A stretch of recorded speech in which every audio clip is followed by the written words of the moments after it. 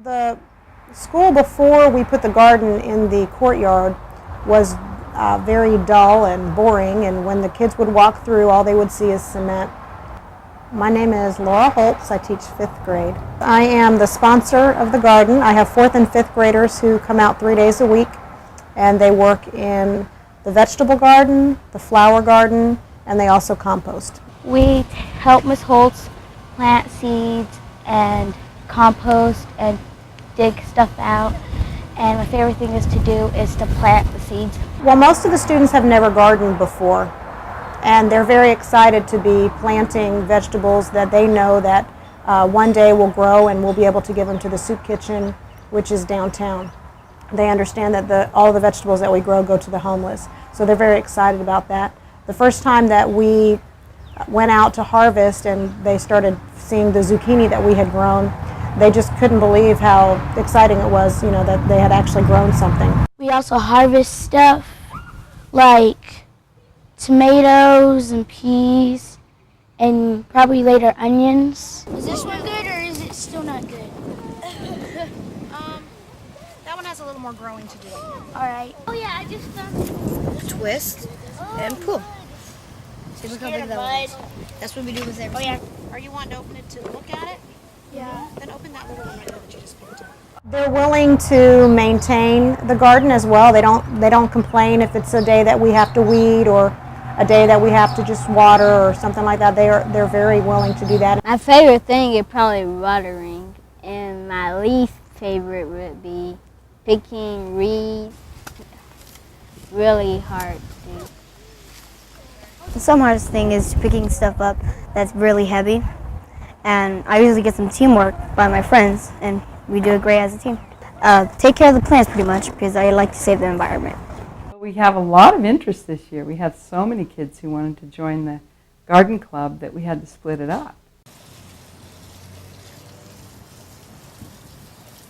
Well, there's going to be some that are like this one. It's not ready yet. See how flat it is when you look at it sideways? See how these are nice and flat? Definitely. Oh yeah, this one we can make right here. This one's flat. Can't grab it. I think those of us that are passionate about gardening and composting are thrilled that it's here, and the other teachers enjoy the fact that we have it and that they can refer to it or take their kids out to see it. Pick up the butterflies and put them on there. He's drinking. Y'all stop. He's pumping his wings. We used all the things we've used in class talking about it outside. We dug a hole to plant a tree. We drew Earth Day pictures. We picked up litter, and we planted flowers. You could see beautiful flowers because we planted some flowers in the flower bed. And then Lowe's gave us a free tree, so we dug a hole and then we put it in the ground. So it would clean up the air. Well, I recognized right away when we got the raised beds that were in the courtyard that we are going to have to amend this soil. I said, we need a compost. So one day, people are saying, what's back there? What are all those wooden pallets built in squares with stuff in them? I said, oh, that's the Fowler compost. Oh, I didn't even know we had one.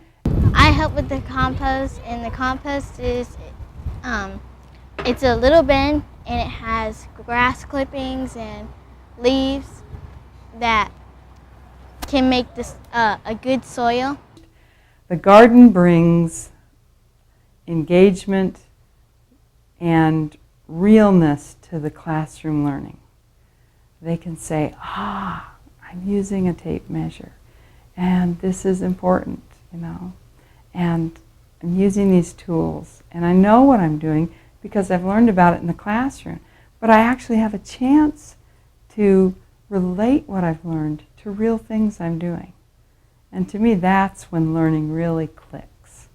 When you don't just get it in the classroom, but it transfers to your life. Only I could be here next year to do this again, but gotta go to middle school. So.